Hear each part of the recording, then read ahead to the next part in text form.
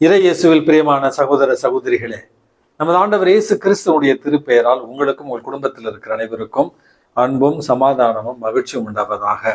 அன்புமிக்கவர்களே, November மாதம் 21 தாயாம் திரு அவை புனித கன்னிமரியாளை கோயிலில் காணிக்கையாக ஒப்படைத்த ஒரு நினைவைத்தான் கொண்டாடி கொண்டிருக்கிறது. அன்புமிக்கவர்களே, அன்னை மரியாளை காணிக்கையாக கோயிலில் ஒப்படைத்த ஒரு நினைவு விழா.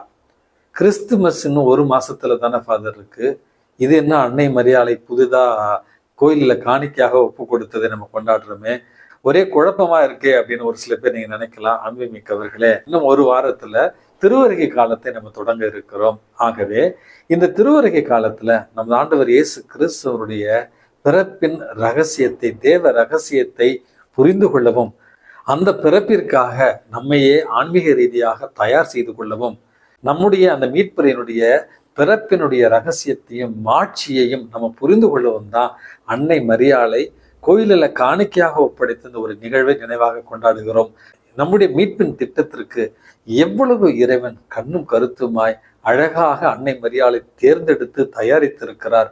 ஏதோ விபத்தாக நடந்த ஒரு நிகழ்வல்ல நமது மீட்பின் திட்டம். ஏதோ ஒன்றுமில்லாத ஒரு காரணத்திற்காக மீட்பர் நமக்காக பிறக்கவில்லை. இறைவனுடைய திட்டம், மீட்பின் திட்டம் எவ்வளவு உன்னதமானது, எவ்வளவு உயர்ந்தது. அதற்காக இறைவன் எத்தனை யுகங்களாய் தன்னுடைய மகனை நமக்கு மீட்பராக கொடுப்பதற்கு தயாரித்திருக்கிறார், முன்குறித்து வைத்திருக்கிறார். அன்னை மரியாளை எப்படி அவர் முன்னமே தேர்ந்தெடுத்து தயாரித்திருக்கிறார் என்பதைத்தான் இந்த விழா நமக்கு தெளிவுபடுத்துகிறது. இரண்டாவது ஒரு காரணமாக, அன்புமிக்கவர்களே, அன்னை மரியாள் இந்த மீட்பு திட்டத்துல தன்னை எப்படி ஒப்பு கொடுத்தால், இறைவனுடைய சித்தம் தன்னில் நிறைவேறுவதற்காக எப்படி தன்னுடைய ஆத்துமாவை இறைவனுடைய சித்தத்திற்காக தயார் நிலையில வைத்திருந்தால், அதற்கு பிறகு அன்னை மரியாள் இந்த இறை சித்தத்திற்கு தன்னை அடிமையாக ஒப்பு கொடுத்து அவள் எப்படி தன்னை கையளித்தாள் என்பதை நமக்கு நினைவூட்டத்தான் அன்னை மரியாளை கோயிலில் காணிக்கையாக ஒப்படைத்த இந்த ஒரு நிகழ்வை நாம் இன்றைக்கு நினைவாக கொண்டாடி கொண்டிருக்கிறோம். அன்புமிக்கவர்களே, அன்னை மரியாளுடைய ஒரு பிறப்பு என்பது ஆசிர்வதிக்கப்பட்ட ஒரு பிறப்பு என்பதையும் அன்னை மரியாளை இறைவன் முன்குறித்து வைத்தார். அன்னை மரியாளை அவர் தேர்ந்தெடுத்தார். அன்னை மரியாளை ஜென்ம பாவம் இல்லாமல் அவருடைய தாய் வயிற்றிலேயே உற்பவிக்க செய்தார் இறைவன் என்பதைத்தான் இந்த நிகழ்வு நமக்கு தெளிவுபடுத்துகிறது. திருச்சபையால் அங்கீகரிக்கப்படாத ஒரு சில நற்செய்தி வாசகங்கள் கூட இருக்கின்றன என்று சொல்லுகிறார்கள். அவற்றினுடைய ஒரு கூற்றின்படிதான் அன்னை மரியாளுடைய பிறப்பு என்பதே ஜென்ம பாவம் இல்லாமல் கொடுக்கப்பட்ட ஒரு ஆசீர்வாதம் என்பதை இன்றைக்கு நம்ம புரிந்து கொள்ளலாம். கிறிஸ்தவ மரபுகளையும் தாண்டி இஸ்லாமிய மரபுல, குரானில் அன்னை மரியாளுடைய பிறப்பை பற்றி குறிப்பிடப்பட்டிருக்கிறது. அன்னை மரியாளுக்கென்று ஒரு தனி பிரிவே 19வது பிரிவு என்று சொல்லுகிறார்கள், அதுவும் கொடுக்கப்பட்டிருக்கிறது. விவிலியத்தை விட அன்னை மரியாளுடைய பெயர் 30க்கும் மேற்பட்ட முறையில குரானில் குறிப்பிடப்பட்டிருக்கிறது என்பதையும் இன்றைக்கு நம்ம புரிந்து கொள்ள வேண்டும். அன்புமிக்கவர்களே, அற்புதமான முறையில பிறந்த அன்னை மரியாளை யூதர்களுடைய வழக்கப்படி 3வது வயதுல கோயிலில் காணிக்கையாக ஒப்பு கொடுத்தது தான் இன்றைக்கு நம்ம நினைவு கூறுகிறோம்.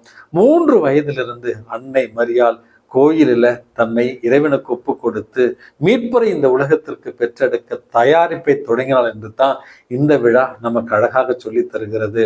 அன்புமிக்கவர்களே, புனித ஜெரோம் அவர்களுடைய எழுத்துக்களின்படி நம்ம வாசிக்கிற நேரத்துல 3 வயதுல காணிக்கையாக ஒப்பு கொடுக்கப்பட்ட அன்னை மரியாள் காலை 9 முதல் மாலை 3 மணி வரையில கோயிலை தூய்மைப்படுத்துகிற, கோயிலை சுத்தப்படுத்துகிற பணிகளை செய்து வந்தாள். பிறகு இறை வேண்டலிலும் மற்றும் திருப்பாடல்களை வாசிப்பதிலும் இறை வார்த்தையை தியானிப்பதிலும் மற்ற நேரங்களில் அவள் செலவிட்டாள்.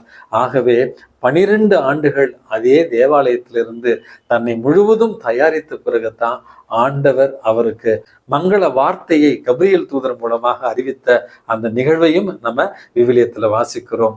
ஆகவே அன்புமிக்கவர்களே, அன்னை மரியாளை கோயிலில் காணிக்கையாக ஒப்பு கொடுத்த இந்த விழா நமக்கு சொல்லித் தருகிற பாடம் என்பது, இறைவன் உங்களுக்கும் எனக்கும் ஒரு திட்டத்தை வைத்திருக்கிறார். எப்படி அன்னை மரியாளுக்கு ஒரு திட்டத்தை உருவாக்கி முன்குறித்து வைத்து தேர்ந்தெடுத்து பாதுகாத்து பராமரித்து அவருடைய திட்டத்தை அன்னை மரியாளுடைய வாழ்க்கையில நிறைவேற்றினாரோ, அதே போல உங்களுக்கும் எனக்கும் இறை திட்டம் ஒன்று உண்டு. நிச்சயமாக அந்த இறை திட்டத்தின்படி நம்மை இறைவன் வழி நடத்துவார் என்பதை புரிந்து கொள்ளத்தான் இந்த விழா நமக்கு அழைப்பு விடுக்கிறது. இரண்டாவது ஒரு செய்தியாக, இந்த விழாவின் மூலமாக நம்ம புரிந்து கொள்ள வேண்டிய அழகான ஒரு பாடம் என்பது, இறை திட்டம் ஒரு பக்கம் இருக்கிற நேரத்துல அன்னை மரியாள் அந்த இறை திட்டத்திற்காக திறந்த மனதோடு இறைவனுடைய சித்தத்திற்காக காத்திருக்கிறாள், இறைவனுடைய சித்தத்திற்கு கீழ்ப்படுகிறாள் என்பதுதான் இரண்டாவது ஒரு செய்தி. அன்புமிக்கவர்களே, பல நேரங்களில் இறை திட்டம் நமக்கு வேறு மாதிரியாக இருந்தாலும் மனித பலவீனங்களால் அல்லது சுயநலத்தாலும் பேராசையாலும் இறைவனுடைய திட்டத்தை மறந்து நம்முடைய திட்டத்தின்படி வாழுகிற ஒரு குறை நம்மிடத்துல இருக்கிறது. அதை நிவர்த்தி செய்து கொண்டு இறை திட்டத்தின்படி வாழவும், அன்னை மரியாளை போல திறந்த மனதோடு இறைவனுடைய சித்தத்திற்காக காத்திருக்கவும், கீழ்ப்படிதலோடு அதை நிறைவேற்ற வேண்டிய வரத்தை இறைவன் நமக்கு தர வேண்டுமாய் இரண்டாவது செய்தியாக இந்த நாளை நம்ம புரிந்து கொள்ள வேண்டும். இன்றைய நற்செய்தி வாசகத்துல நமது ஆண்டவர் இயேசு கிறிஸ்துவிடத்துல உம்முடைய தாயும் உம்முடைய சகோதரர்களும் வந்திருக்கிறார்கள் என்கிற அந்த ஒரு செய்திக்கு, யார் என்னுடைய சகோதர சகோதரிகள் அல்லது தாய்? இறை வார்த்தையை கேட்டு அதன்படி நடப்பவர்களே என்னுடைய தாய் மற்றும் என்னுடைய சகோதர சகோதரிகள் என்று நமது ஆண்டவர் இயேசு கிறிஸ்து பதிலளிக்கிறார். மேலோட்டமாக பார்க்கிற நேரத்துல இயேசு அன்னை மரியாளை புறக்கணிப்பது போல நமக்கு தோன்றும். அன்புமிக்கவர்களே, இன்னும் ஆழமாக இந்த விவிலியத்தை நம்ம வாசித்தோம் என்றால், யார் இறை வார்த்தையை கேட்டு அதன்படி நடக்கின்றார்களோ அவர்களே என்னுடைய தாய், தந்தை, உறவினர்கள் என்று சொல்வதன் மூலமாக இறைவனுடைய வார்த்தையை கேட்டு அதற்கு கீழ்ப்படிந்து தன்னுடைய வாழ்க்கையால் அதை நிறைவேற்றிய அன்னை மரியாளை, சீடர்களுக்கெல்லாம் தலைமை சீடராக சீடத்தியாக அன்னை மரியாளை கீழ்ப்படிதலின் உதாரணமாக இன்றைக்கு நமக்கு காண்பிக்கின்றார். ஆகவே அன்புமிக்கவர்களே, நமது ஆண்டவர் இயேசு கிறிஸ்துவனுடைய இந்த படிப்பினைகளை ஏற்று ஆண்டவருடைய வார்த்தையை அன்னை மரியாளை போல கேட்டு கீழ்ப்படிந்து வாழ்க்கையில் நிறைவேற்றிட இறைவன் உங்களையும் என்னையும் தூண்டுவாராக. எல்லாம் அல்ல இறைவன் தந்தை, மகன், தூய ஆவி உங்களையும் உங்கள் குடும்பத்தில் இருக்கிற அனைவரையும் நிறைவாக ஆசீர்வதித்து பாதுகாத்து வழி நடத்துவாராக. ஆமேன்.